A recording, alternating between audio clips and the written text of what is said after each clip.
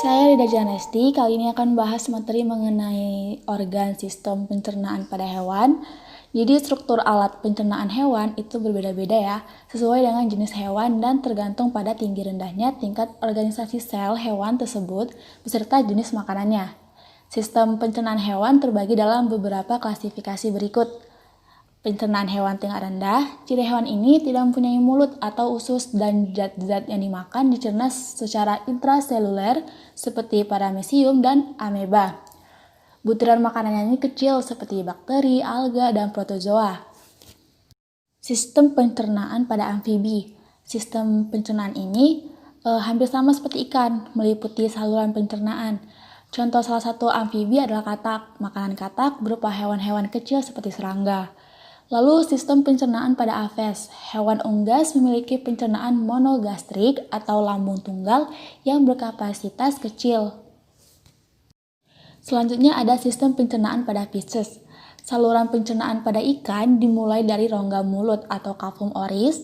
Di dalam rongga mulut ikan terdapat gigi-gigi kecil yang berbentuk kerucut pada geraham bawah dan lidah pada dasar mulut yang tidak dapat digerakkan serta banyak menghasilkan lendir. Sistem pencernaan pada reptil.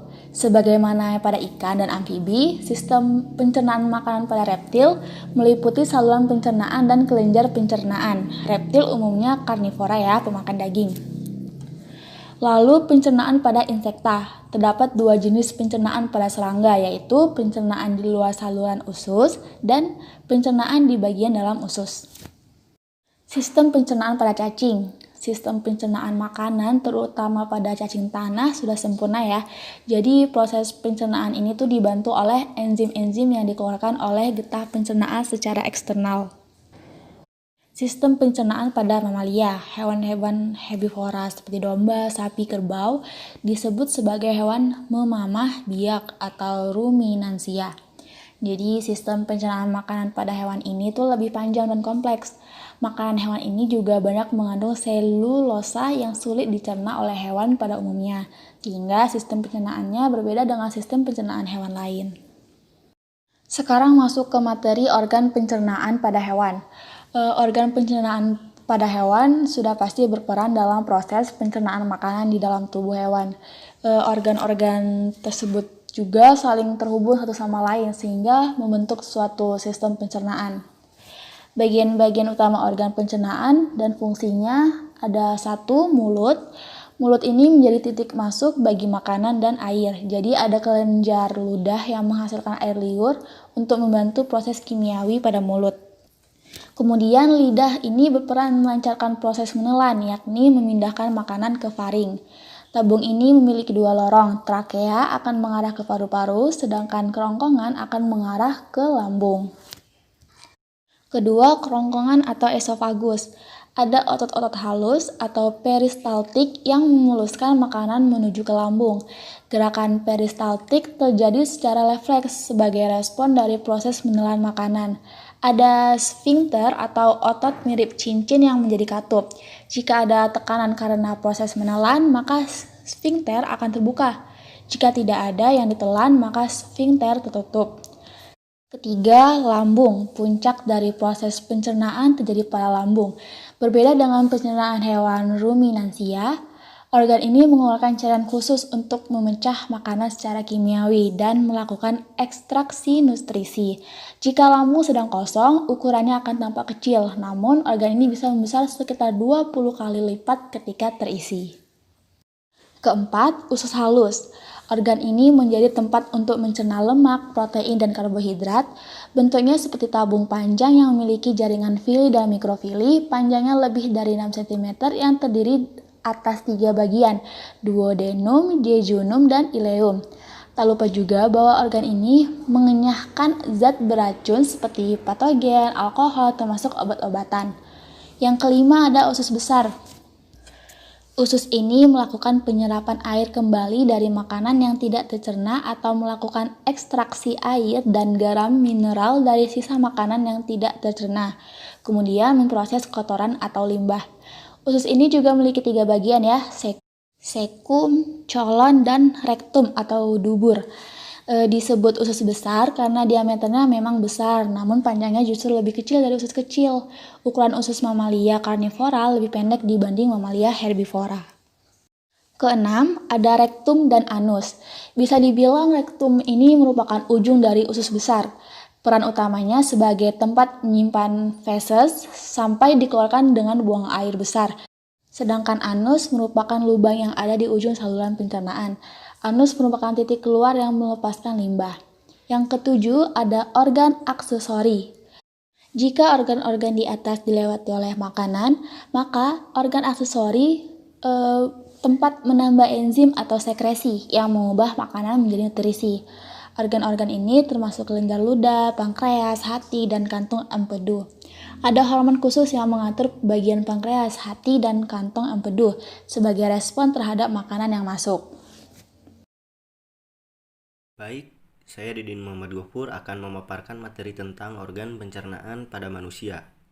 Organ pencernaan pada manusia terdiri dari mulut, kerongkongan, lambung, pankreas, usus halus, usus besar, hati, empedu, rektum, dan anus. Setiap organ pencernaan pada manusia memiliki fungsinya masing-masing, dimulai dari mulut, di mana mulut memiliki fungsi yang sangat umum dilakukan oleh banyak orang, seperti halnya aktivitas makan, berbicara, minum, pastinya akan masuk melalui mulut terlebih dahulu. Mulut ini berfungsi sebagai salah satu organ tubuh yang menghaluskan makanan agar lebih mudah untuk dicerna. Di dalam mulut juga terdapat air liur yang sangat penting peranannya untuk memproses makanan, di mana air liur akan membantu makanan untuk lebih lunak dan lebih mudah untuk dikunyah, sehingga pada saat mencerna makanan akan lebih mudah untuk dicerna. Yang kedua, ada kerongkongan, yaitu saluran penghubung dari mulut ke lambung.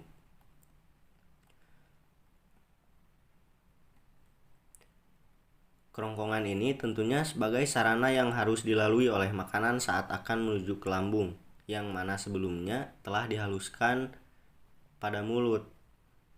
Kontraksi yang terjadi akibat otot akan membuat makanan semakin mudah untuk ditelan atau terdorong. Hal ini biasa dikenal dengan peristaltik. Adapun kerongkongan ini memiliki cincin otot yang terletak di ujung. Hal ini menjadikan makanan yang Anda telan kemudian masuk ke lambung akan ditutup. Ini berfungsi sebagai pencegahan makanan dan partikel lainnya yang sudah ditelan akan naik ke atas lagi. Yang ketiga ada lambung. Lambung merupakan salah satu organ tubuh yang memiliki bentuk J dan memiliki ukuran 2 kali kepalan tangan. Letak dari lambung ini adalah di tengah antara usus halus dengan esofagus atau kerongkongan. Lambung sangat berperan penting terhadap sistem pencernaan manusia, yaitu sebagai tempat untuk menyimpan makanan yang telah ditelan. Selain itu, lambung ini juga sebagai salah satu tempat untuk menggabungkan cairan dengan makanan yang akan mengosong saat makanan tiba di usus kecil. Yang keempat ada usus halus. Usus halus ini merupakan usus yang bentuknya menyerupai tabung dengan diameter 10 meter dan sangat tipis. Usus ini letaknya hampir di bawah lambung dan biasanya menempati sebagian perut di dalamnya. Penyerapan nutrisi dibantu dengan lipatan usus halus dan akan tertinggal di usus halus hingga kisaran 90%. Bagian dari usus ini ada 3, yakni usus 12 jari, bagian tengah yang melingkar, dan bagian terakhir.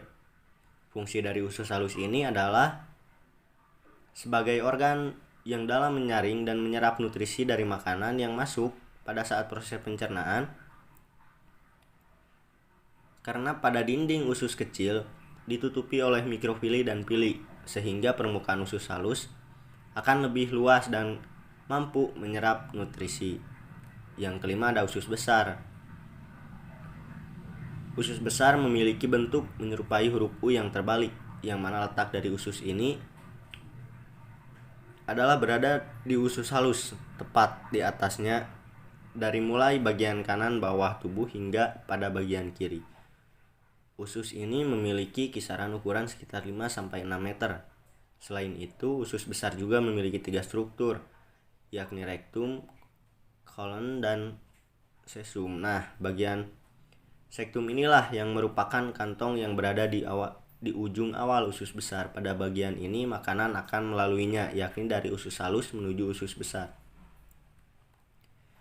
Yang keenam ada hati. Hati pada organ pencernaan manusia berfungsi sebagai penghancur racun di dalam darah, menghasilkan protein, dan membantu proses pencernaan. Yang ketujuh ada empedu, di mana fungsi dari empedu ini adalah membantu penyerapan lemak ke dalam tubuh dan membantu kerja hati dalam sistem ekskresi atau proses pengeluaran zat sisa metabolisme, baik itu berupa zat cair dan zat gas dari dalam tubuh. Yang kedelapan ada pankreas. Pankreas berfungsi untuk memproduksi hormon dan enzim untuk menghancurkan makanan di dalam perut. Yang sembilan ada rektum. Rektum ini berfungsi sebagai penyimpan feses untuk sementara waktu, memberitahu otak untuk segera buang air besar dan membantu mendorong feses waktu buang air besar. Ketika rektum penuh dengan feses, maka rektum akan mengembang dan sistem saraf akan mengirim impuls atau rangsangan otak sehingga timbul keinginan untuk buang air besar. Yang terakhir adalah anus, yaitu bagian ujung atau sebagai penghubung antara rektum dan bagian luar tubuh sehingga feses bisa dikeluarkan. Baik, di sini saya Laila Nur Fauziah akan menjelaskan materi mengenai cara memelihara kesehatan organ pencernaan manusia. Yang pertama yaitu makan secara teratur. Makan secara teratur sangat penting untuk menjaga fungsi organ pencernaan agar tetap baik dan sehat. Saat pencernaan dibiarkan kosong terlalu lama, ini dapat menyebabkan terjadinya gangguan pada pencernaan.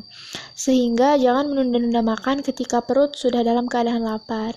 Perut yang kosong juga menimbulkan nyeri dan kembung. Termasuk kategori makan tidak teratur adalah tidak makan atau terlambat makan pada waktu makan utama yaitu pagi, siang, dan malam atau 3 kali dalam sehari.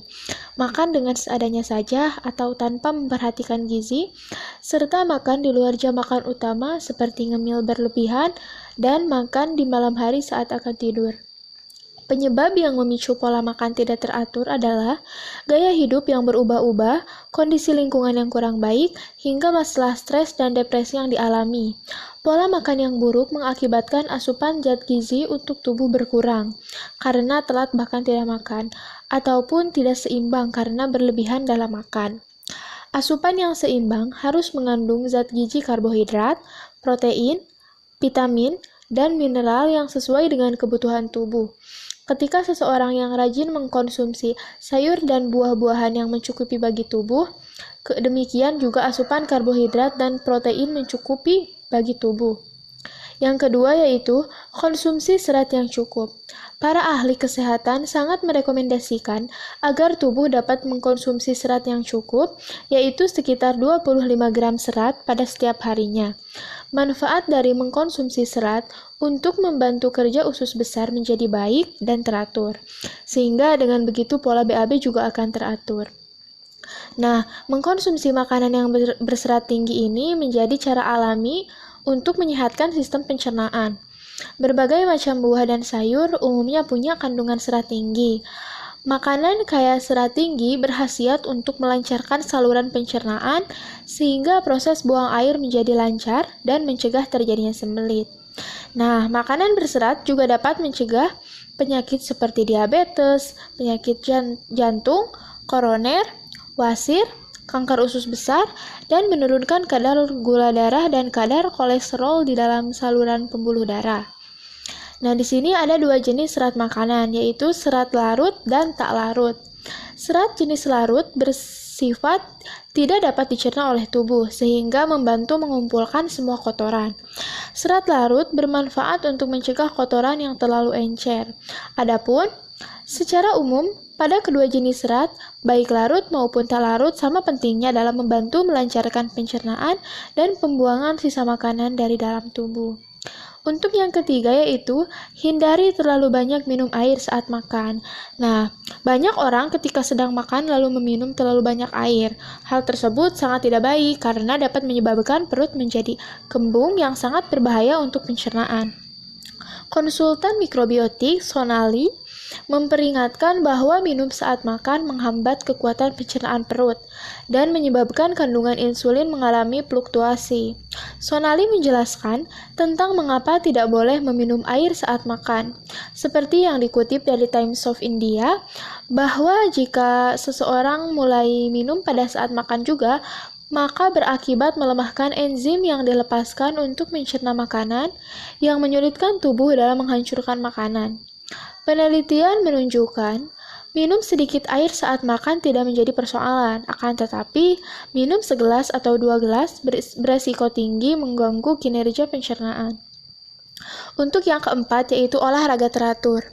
Rajin berolahraga menjadi aktivitas sangat baik untuk menjaga kesehatan tubuh, termasuk kesehatan pencernaan. Karena berolahraga rutin setiap hari dapat membantu proses pencernaan menjadi lebih lancar dan mencegah sembelit. Dengannya membantu agar makanan lebih mudah bergerak melalui sistem pencernaan sehingga mencegah sembelit. Olahraga teratur juga membantu menjaga berat badan yang ideal. Berat badan ideal berperan dalam menjaga kesehatan pencernaan. Untuk itu, rajinlah atau rutinlah melakukan olahraga seperti jogging, jalan santai, bersepeda, dan semacamnya. Untuk waktunya sekitar 15-30 menit pada setiap harinya atau minimal 5 kali dalam seminggu. Untuk yang kelima yaitu batasi mengkonsumsi makanan berlemak. Pada saat makan daging, utamakan memilih potongan yang tipis tanpa lemak, atau juga daging unggas, atau batasi konsumsi kulit unggas. Karena makanan banyak kandungan berlemak, berisiko mengganggu proses pencernaan makan di dalam perut, sehingga ketika mengkonsumsi makanan berlemak, maka imbangi dengan buah-buahan yang kaya akan kandungan vitamin dan serat alami. Walaupun tubuh memerlukan lemak dalam jumlah tertentu, tetapi kandungan makanan berlemak tinggi memberikan efek buruk bagi proses pencernaan, yang dapat meningkatkan resiko konstipasi atau sembelit. Untuk yang keenam yaitu, hilangkan kebiasaan hidup tidak sehat. Gaya hidup yang tidak sehat juga sangat berakibat buruk bagi sistem organ pencernaan. Gaya hidup tidak sehat yaitu seperti jajan sembarangan, mengkonsumsi makanan secara berlebihan, mengkonsumsi junk food, sering mengkonsumsi makanan pedas, merokok, mengkonsumsi minuman beralkohol, dan juga pola makan yang tidak teratur, dan beberapa hal lainnya. Disarankan makan secara perlahan, sehingga membuat proses mengunyah makanan menjadi lebih maksimal. Akibat dari makanan yang tidak dikunyah tidak baik dan dapat menyebabkan bahaya bagi lambung dan organ pencernaan yang akan bekerja terlalu keras dalam mencerna makanan. Mengunyah yang lama yaitu hingga makanan lembut yang baik untuk pencernaan. Mengunyah hanya perlu 10-12 kali saja agar makanan tidak membebani kerja usus. Untuk yang ketujuh yaitu makan sarapan pagi.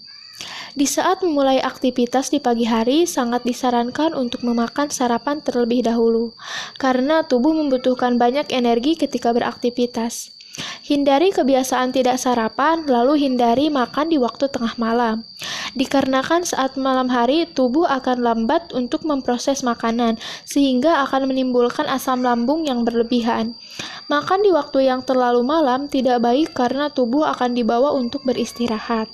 Salah satu makanan yang bisa dikonsumsi seperti jeruk yang kaya akan vitamin C, lalu buah seperti stroberi yang kaya serat dan kaya antioksida yang baik untuk jantung dan pencernaan. Jika bosan dimakan segar, buah bisa dicampurkan dengan yogurt atau sereal. Cara lainnya dengan membuat jus tanpa tambahan gula. Nah, beberapa manfaat dari kandungan-kandungan untuk membantu kerja sistem pencernaan ini, proses BAB menjadi lancar, kelancaran pergerakan usus besar, dan meredakan sembelit. Untuk yang kedelapan yaitu hindari kebiasaan begadang. Seseorang yang sering melakukan begadang maka akan kekurangan waktu tidur. Kalaupun nantinya tidur pada pagi harinya tidaklah baik karena saat pagi hari sangat baik untuk beraktivitas. Sehingga kebiasaan begadang membuat imun dan metabolisme tubuh menjadi terganggu, yang akhirnya tubuh akan rentan terkena penyakit, termasuk gangguan pencernaan. Hasil penelitian para dokter menemukan bahwa kerja malam, begadang, atau bepergian jarak jauh membuat tubuh lelah menjadi kurang tidur, yang beresiko tinggi pada penyakit tukak pencernaan. Dari penjelasan dokter, tukak pencernaan adalah jenis penyakit akibat luka terbuka pada dinding lambung atau usus 12 jari. Tukak ini dapat timbul akibat faktor-faktor luar dan dalam. Untuk yang kesembilan yaitu menambah probiotik dalam menu konsumsi. Probiotik merupakan bakteri sehat alami yang hidup di dalam saluran pencernaan untuk membantu dalam menjaga daya tahan tubuh tetap sehat, meningkatkan penyerapan nutrisi, membantu memecah laktosa, memperkuat sistem kekebalan tubuh, serta mengobati sindrom iritasi usus besar. Sumber yang kaya akan probiotik yang sangat baik dikonsumsi yaitu yogurt rendah lemak. Probiotik menjadi bakteri menguntungkan organ pencernaan yang secara alamiah. Yang ke-10 yaitu membatasi konsumsi makanan dan minuman yang dingin. Jika terlalu sering mengkonsumsi makanan dan minuman yang sangat dingin, hal ini menyebabkan resiko kontraksi pylorus katup yang memisahkan lambung dengan duodenum. Akibatnya memperlambat pergerakan makanan yang dicerna. Lalu, lambung akan bekerja sangat keras untuk menghangatkan makanan yang dingin. Hal ini menyebabkan makanan lebih lama tinggal di dalam lambung. Gangguan lambung seringkali disebabkan oleh makanan dan minuman yang dikonsumsi sehari-hari. Ciri utama terjadinya gangguan lambung adalah perut kembung, lalu sering mengalami sendawa, dan muncul rasa yang justru tidak nyaman usai makan. Pengolahan makanan yang tidak memicu terjadinya gangguan pencernaan.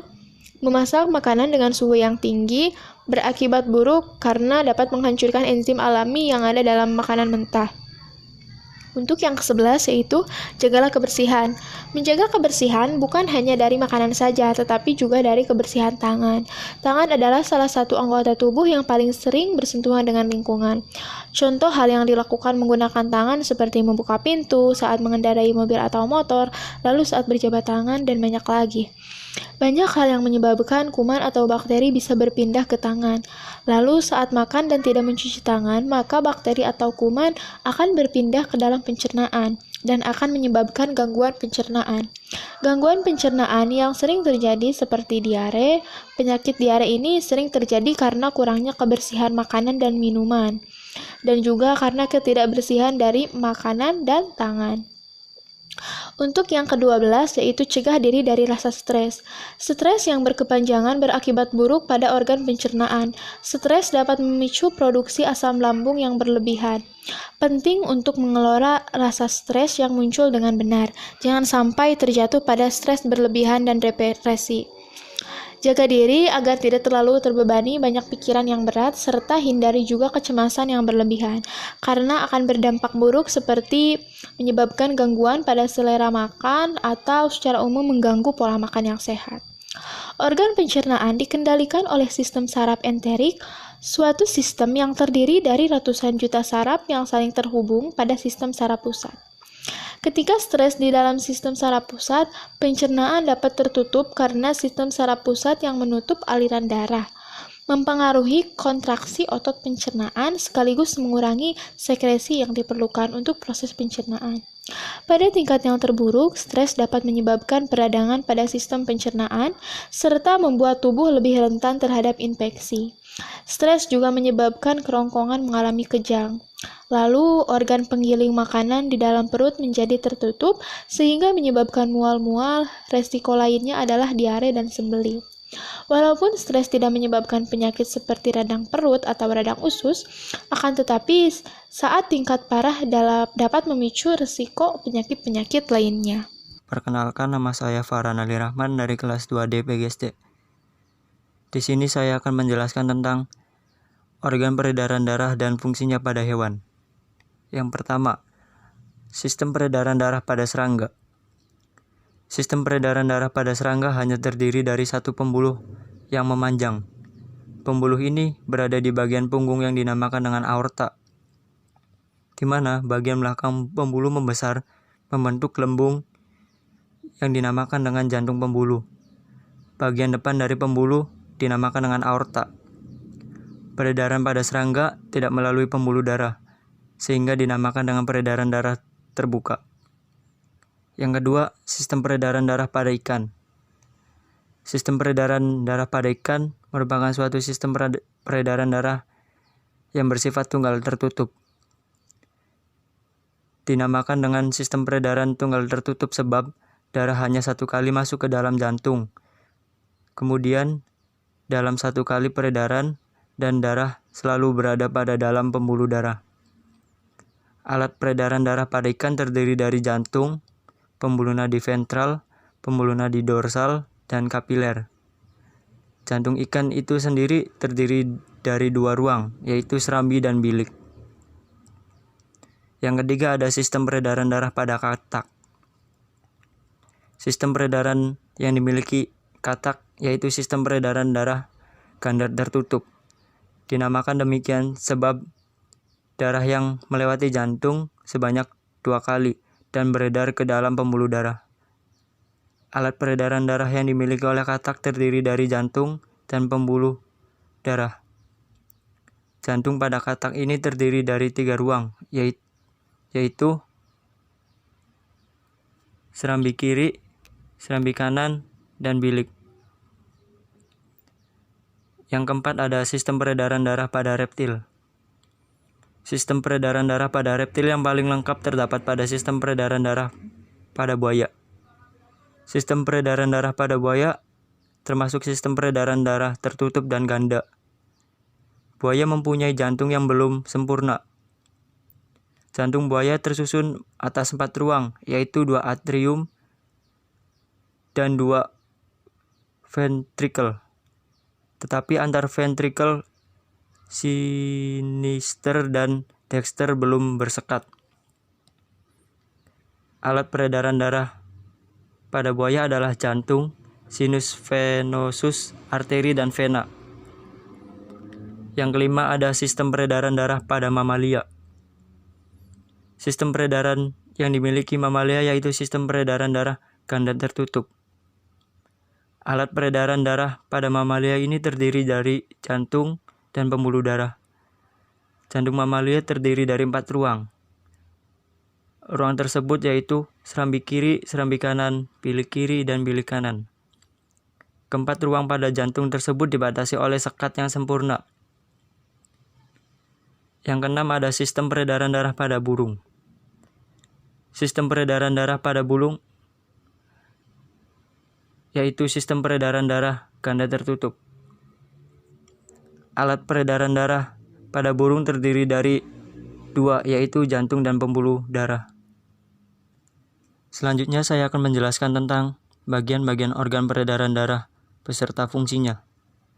Yang pertama ada jantung.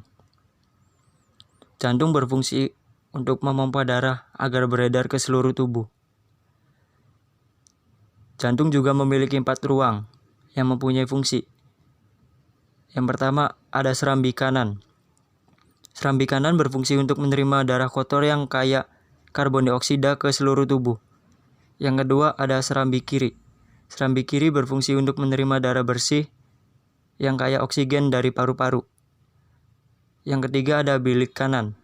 Bilik kanan berfungsi untuk memompa darah kotor yang kaya karbon dioksida ke paru-paru. Yang keempat ada bilik kiri. Bilik kiri berfungsi untuk memompa darah bersih yang kaya oksigen ke seluruh tubuh. Selanjutnya yang kedua, pembuluh darah.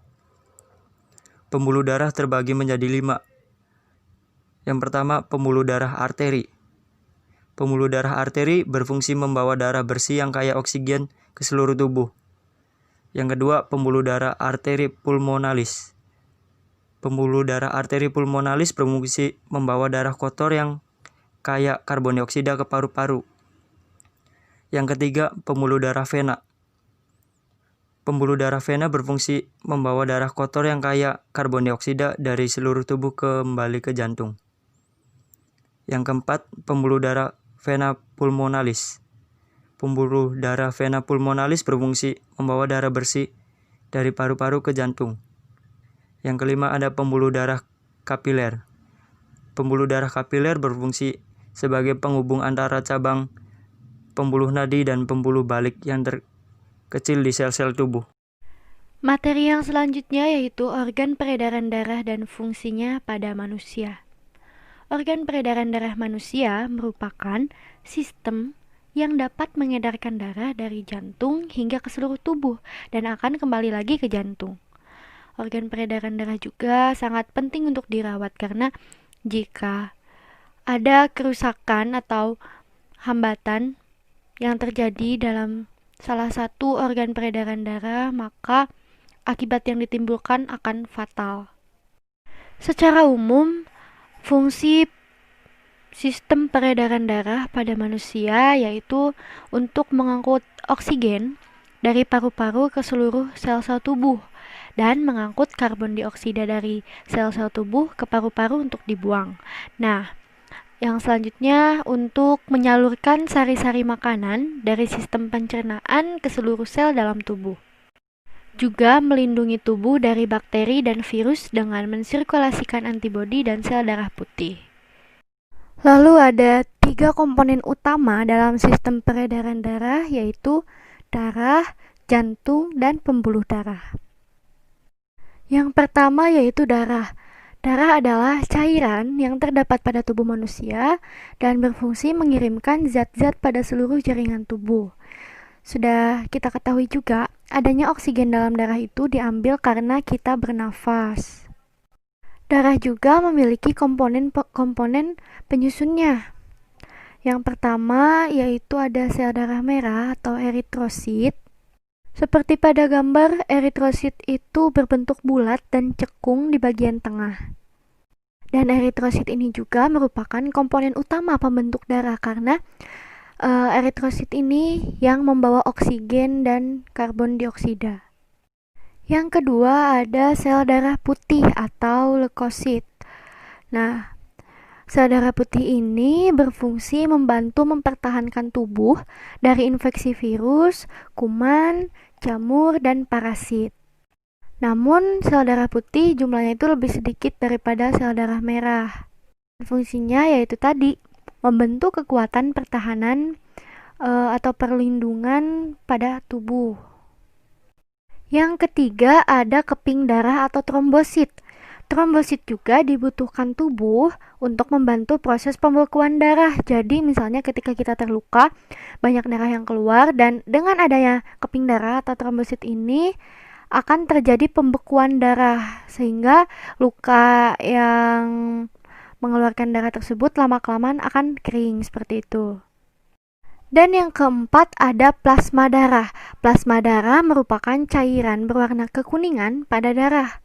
Dan pada plasma darah ini terdiri kurang lebih 90% air, zat-zat yang terlarut seperti protein darah, sari-sari makanan, enzim, antibodi, hormon, dan zat sisa metabolisme. Nah, jadi plasma darah ini seperti bersinergi dengan trombosit atau dengan sel darah putih untuk pembekuan darah karena dalam plasma darah ini terdapat fibrinogen. Fibrinogen ini dapat berubah menjadi benang-benang fibrin yang fungsinya menutup luka yang belum kering. Selain itu, plasma darah juga berfungsi untuk mengangkut sari-sari makanan dari usus, kemudian ke hati, dari hati diedarkan ke seluruh bagian tubuh dan mengangkut sisa metabolisme berupa karbon dioksida.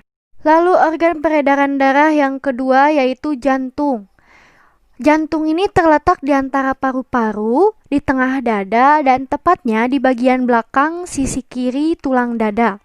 Jantung berada di pusat sistem peredaran darah. Jantung juga adalah organ yang berongga dengan dinding yang sebagian besarnya adalah otot. Dan jantung juga bertugas atau berfungsi sebagai pemompa darah ke seluruh tubuh. Pada umumnya, jantung itu besarnya sebesar kepalan tangan. Dan jantung setiap menit itu berdenyut sekitar 75 sampai 85 kali.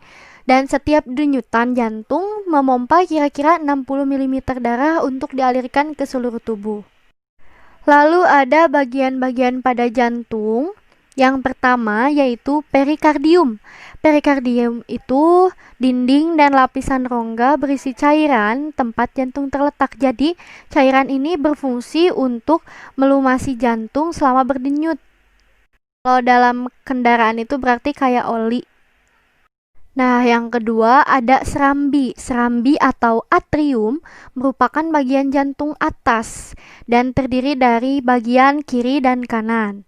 Serambi kiri berfungsi menerima darah bersih dari paru-paru, sedangkan serambi kanan berfungsi untuk menerima darah kotor dari tubuh yang dibawa oleh pembuluh darah.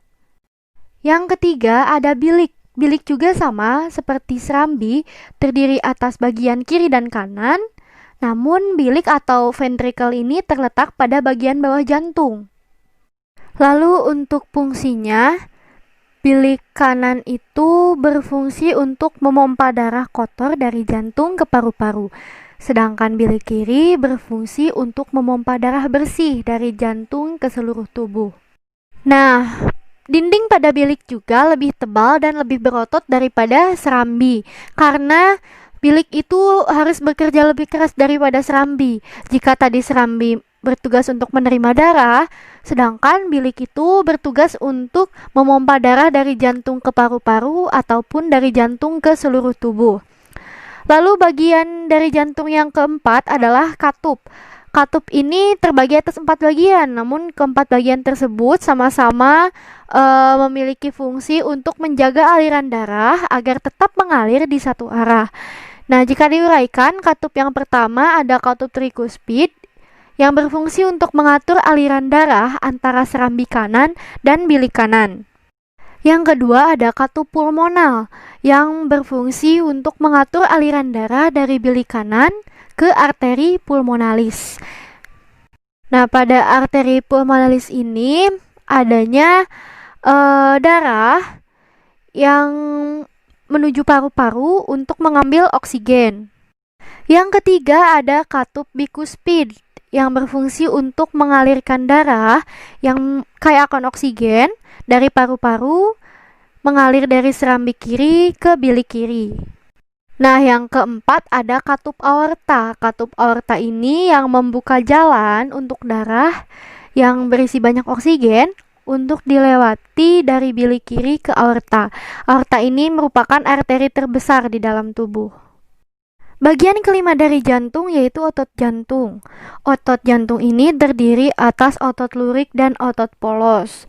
Otot jantung juga sudah tentu berfungsi untuk memompa darah ke seluruh tubuh. Jadi komponen inti sebagai penggerak untuk memompa darah dari jantung ke seluruh tubuh.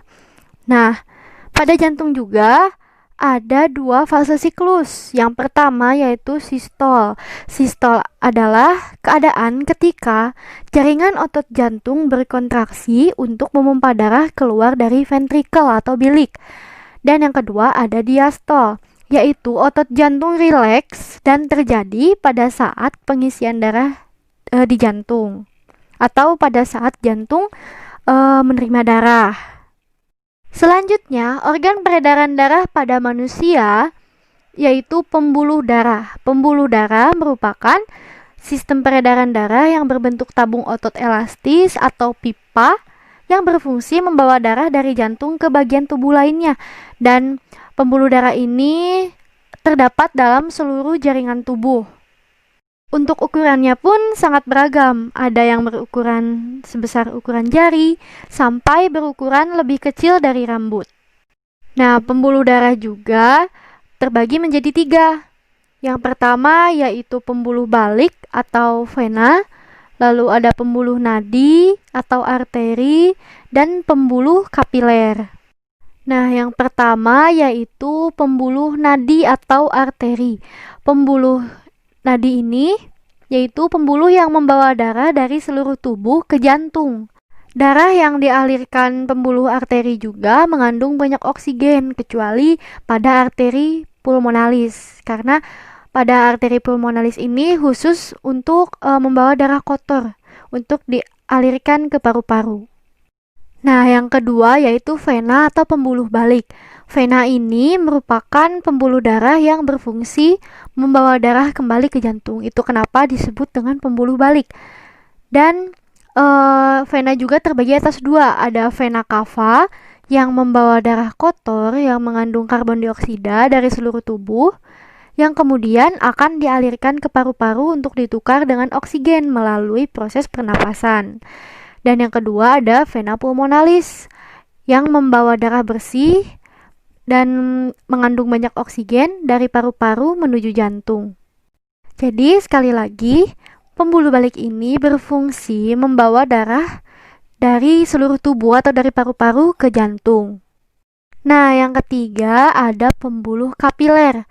Pembuluh kapiler ini pembuluh darah yang sangat tipis dan berpori. Pembuluh kapiler juga terdapat pada bagian ujung dari pembuluh arteri dan vena, yang menjadi jembatan antara arteri dan vena. Jadi, setelah berada di ujung arteriola, darah itu akan melintasi kapiler. Materi yang selanjutnya yaitu mekanisme peredaran darah pada jantung. Peredaran darah ini terbagi atas dua. Yang pertama yaitu peredaran darah besar atau peredaran sistemik, dan yang kedua ada peredaran darah kecil.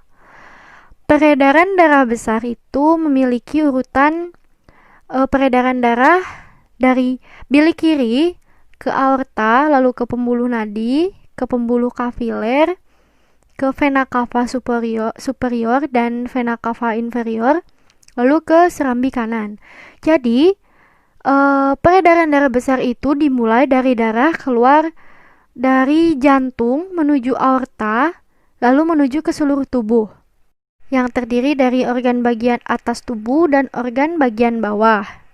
Lalu setelah tadi darah yang keluar dari jantung itu mengandung banyak oksigen, lalu darah kotor dari bilik kanan akan dialirkan ke serambi kanan. Selanjutnya akan dipompa ke paru-paru melalui arteri pulmonalis. Dan arteri pulmonalis ini merupakan arteri yang unik karena satu-satunya arteri yang membawa darah kotor. Yang selanjutnya ada peredaran darah kecil. Peredaran darah kecil memiliki urutan yang pertama dari bilik kanan jantung. Jika tadi peredaran darah besar berawal dari bilik kiri, sekarang peredaran darah kecil berawal dari bilik kanan jantung, lalu menuju arteri pulmonalis, lalu ke paru-paru, lalu ke vena pulmonalis, dan ke serambi kiri jantung. Jadi peredaran darah kecil ini dimulai dari darah kotor yang dibawa arteri pulmonalis dari bilik kanan menuju ke paru-paru. Di dalam paru-paru ini terjadi pertukaran gas antara O2 atau oksigen dan CO2 atau karbon dioksida. Nah, gas O2 akan masuk melalui sistem respirasi dan CO2 akan dibuang keluar tubuh. Halo, perkenalkan nama saya Lala Patona dengan NIM 1901317. Saya akan menyampaikan materi yang terakhir yaitu mengenai cara memelihara organ peredaran darah manusia. Bagaimana caranya? Yang pertama, rutin berolahraga. Nah, dengan rutin berolahraga ternyata banyak manfaatnya. Salah satunya adalah memelihara organ peredaran darah. Ketika berolahraga, sirkulasi oksigen dalam tubuh bekerja lebih cepat karena jantung memompa darah lebih banyak ke seluruh tubuh. Dampak positif lainnya itu meningkatkan kemampuan pembuluh darah untuk melebar dan bekerja dengan lebih efektif. Yang kedua, menjaga pola makan. Mengonsumsi makanan merupakan kebutuhan bagi setiap makhluk hidup. Nah, tetapi harus diperhatikan kandungan dalam makanan tersebut, yaitu dengan memakan makanan yang sehat. Bagaimana sih? Yang seperti apa sih makanan yang sehat tersebut? Tentunya makanan tersebut mengandung 4 sehat 5 sempurna. Nah, dalam memproduksi makanan untuk memelihara organ peredaran darah manusia, diantaranya itu harus memenuhi nutrisi. Seperti apa? Seperti makanan apa? Seperti ikan salmon, bawang putih, coklat hitam, alpukat, buah bit, teh hijau, minyak ikan, dan vitamin E. Yang ketiga yaitu tidak merokok. Anti rokok merupakan salah satu tindakan yang dapat menghindari diri dari permasalahan peredaran darah. Karena rokok itu mengandung zat yang aktif. Salah satunya adalah nikotin. Kandungan dari nikotin dapat menyebabkan pengentalan pada darah, terus merusak pembuluh darah, meningkatkan tekanan darah, dan penyempitan pada pembuluh darah arteri yang akan membawa darah. Yang terakhir, yang keempat, menghindari stres yang berlebihan. Stres merupakan sesuatu hal yang normal, pernah dialami oleh setiap orang. Nah, menurut alodokter.com, stres yang normal bisa memberikan dampak positif. Misalnya, membantu kita bekerja lebih cepat ketika sedang mengejar masa tenggat waktu, seperti deadline ya. Namun, jika stres itu berlebihan, akan berdampak negatif. Dampak dari negatif tersebut yaitu tekanan darah meningkat, pembuluh darah menyempit, dan nafas lebih cepat. Oh maaf teman-teman, ternyata ada satu lagi. Yang kelima, yang terakhir ya, menjaga berat badan. Berat badan yang abnormal atau obesitas dapat diartikan berat badan abnormal atau bisa disebut obesitas ini terjadi karena ketidakseimbangan antara asupan makanan dengan ekskresi energi. Obesitas tidak hanya menghambat sistem peredaran darah, tapi juga memicu penumpukan plak pada pembuluh arteri. Nah, dari hal tersebut dapat berakibat akan risiko yang lebih tinggi, yaitu mengalami serangan jantung, stroke, dan penyakit jantung koroner. Maka dari itu, konsumsi makanan itu ya sangat penting diperhatikan. Makan makanan yang bergizi, seimbang, dan menghindari jenis makanan yang meningkatkan kolesterol jahat pada tubuh. Sekian yang dapat saya sampaikan. Terima kasih.